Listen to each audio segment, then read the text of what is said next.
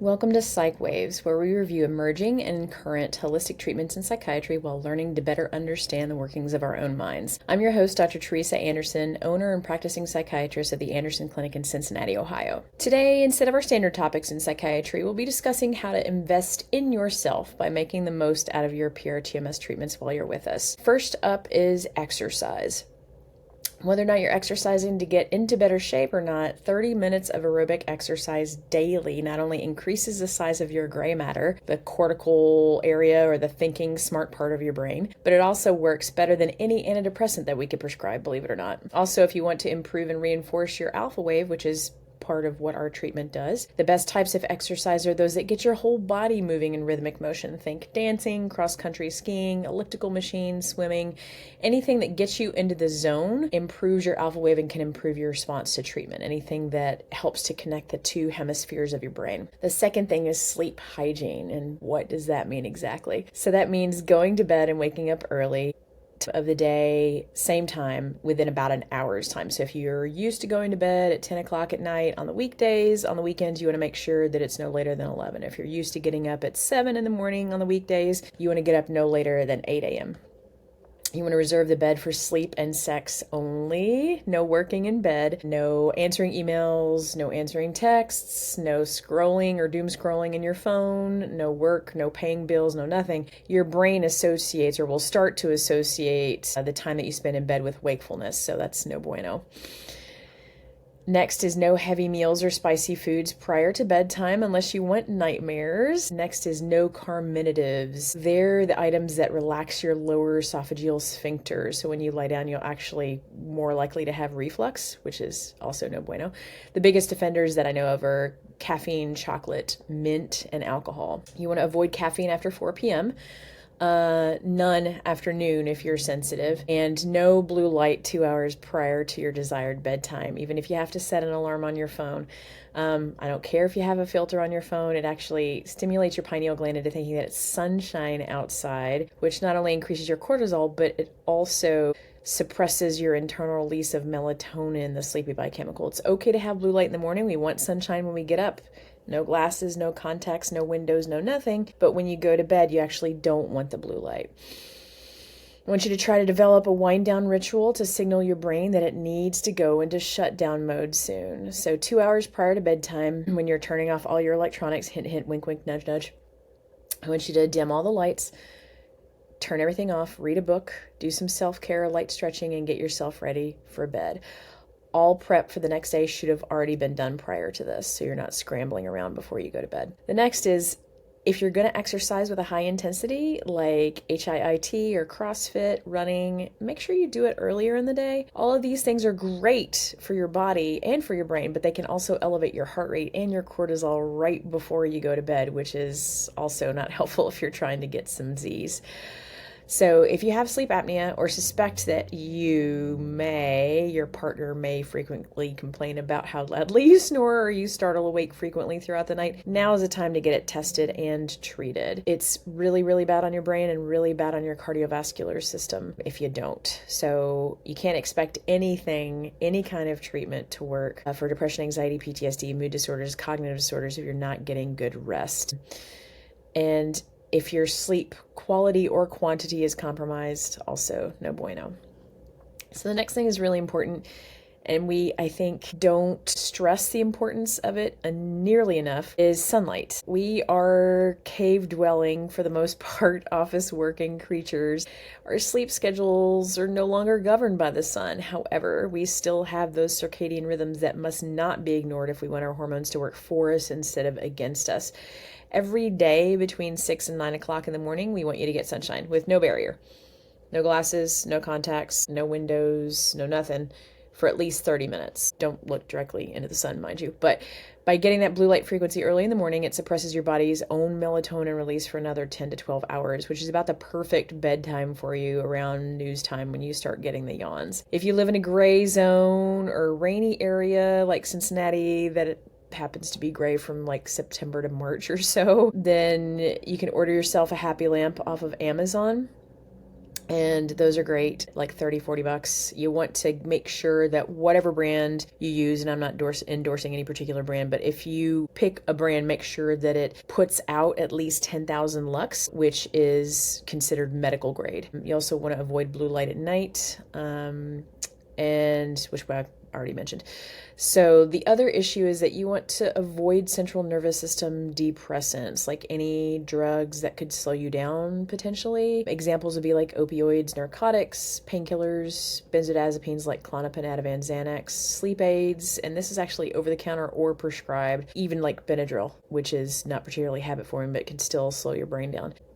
Trying to give you treatment while you're using these, THC, marijuana, weed, alcoholic beverages, all those things. It's like a salmon swimming upstream. Pr-TMS may eventually get your brain waves to where they need to be, to the speed that they need to be, but it's going to take a lot more time, work, and effort. Please be sure to speak with your prescriber before you decide to decrease or stop anything we've mentioned. Do not let Google MD be your guide, please.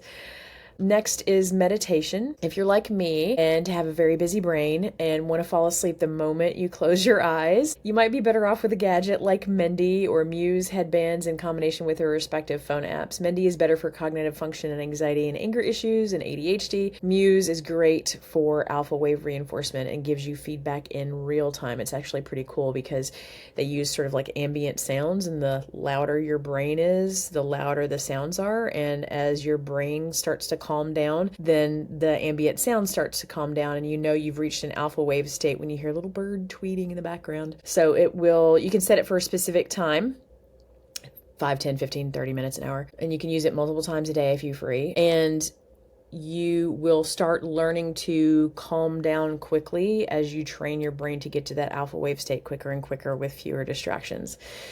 Both the Muse and the Mendi can help with the attention and emotional regulation, and I think both can be found on Amazon.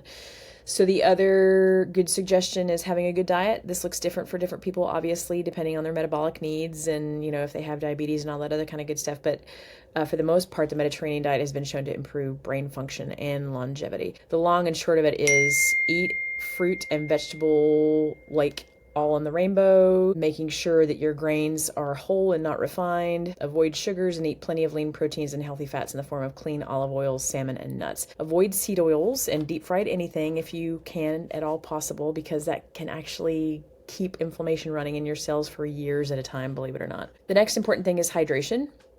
The ultimate goal is to drink half your body weight in ounces, and for every hour you work outside or exercise heavily, add a liter to that. So work up to it over time, or you're going to give yourself an arrhythmia by diluting your electrolytes. Also, make sure your water is filtered and clean and clear of any heavy metals or other toxins, and try to make 1 of those liters in a day filled with clean electrolytes. Himalayan sea salt and a squeeze of lemon juice will do. It doesn't have to be fancy. And you don't need the higher fructose corn syrup containing sports beverages. Some options for supplementation. If you have issues with sleep, magnesium and glycinate and threonine are excellent. Avoid melatonin unless it's for like short-term use. Like you're trying to avoid jet lag. Less than 2 weeks at a time is fine, but any more you might actually suppress your brain's internal ability to produce it over time. If you suffer with ADHD, omega-3s and DHEA are highly recommended. If you have depression, vitamin D with K2 and omega-3s are useful. Problems with restless legs and muscle cramps, magnesium chloride orally, or magnesium sulfate in Epsom salts bath, or magnesium lotion. It's actually more easily absorbed through the skin and less likely to cause GI symptoms that way. If you have constipation from medications, magnesium citrate is useful. If you're recovering from alcohol or chemotherapy, all the B vitamins. If you have a history of dementia in your family, omega-3s and phospholipids to help keep your neuronal membranes supple. Also, talk to your doctor if you believe you may be suffering from thyroid or hormonal imbalance, any postpartum, perimenopausal, or menopausal symptoms, or if you have taken currently or in the past any chemotherapeutic drug that can induce menopause. All of those can mess with your mood for sure. The other important thing is consistency. Much like diet and exercise, a healing epiphany may not come to you overnight, but with consistency, you will see results. Sometimes it takes a couple weeks before you start to notice changes, but don't be discouraged. You didn't get here overnight. If you're meeting with us on the daily for Pr-TMS, we will meet with you at least once a week with a provider to review your EEG and plan. So things you can expect, you may or may not be able to come off your psychiatric medications. It's really important to note. First things first, we need to get you feeling better. So we can make changes as we go in coordination with your treating provider if we're not the ones that you see on a regular outpatient basis. Please do not make changes on your own. I cannot stress that enough. We're here to help you, but we can't do that if we don't know what's going on. So you could get a headache or mild fatigue in the first few visits. I mean, we're literally working out your neurons. So make sure you're adequately hydrated and grab a snack right after your visit. Something small like an apple or granola bar will do. Like you use a protein drink after hitting the gym, your brain needs replenishment too. So also know that it may take several weeks before you start feeling better. Still be consistent with treatment. It's a journey, much like the one to better physical health. You don't drop 20 pounds on the first gym visit, do you? So keep it up. The other thing is don't live and die by the EEG read. Sometimes it will show great changes. Sometimes it's like watching paint dry from week to week. The biggest concern we have is that you feel better and you're more functional than you were when you first came to us. If there are big changes on the EEG, obviously we're going to point them out to you, but we consider the EEG sort of a brain vital sign. But it's not the be-all, end-all of your treatment. You know, if you have a horrible night's sleep, it will likely show up on an EEG. It doesn't mean you're back to square one. It's sort of like if you're on a consistent exercise regimen and you lost 30 pounds, you decide to go on a cruise and you gain 2 of it back, you're not back to square one, but you're just regaining some momentum. It means your brain may be too tired to show up on an EEG, show up an alpha wave, but again, if your neurocognitive signs are continuing to improve and clinically you're continuing to improve, we'll continue to work together to make a path moving forward. Some issues require shorter or longer treatment course, so it just depends on what you have going on. So if you found this information helpful, please like and subscribe and follow us. Tell your friends. You can follow our podcast on Psych Waves on Apple and Spotify, and our TikTok at Anderson Clinic Cincy with a Y. If you happen to be in the Cincinnati area and you're looking for assistance with treatment-resistant depression, anxiety, or PTSD, please give us a call at 513-321-1753 or check us out at www.andersonclinic.net. Start feeling better faster.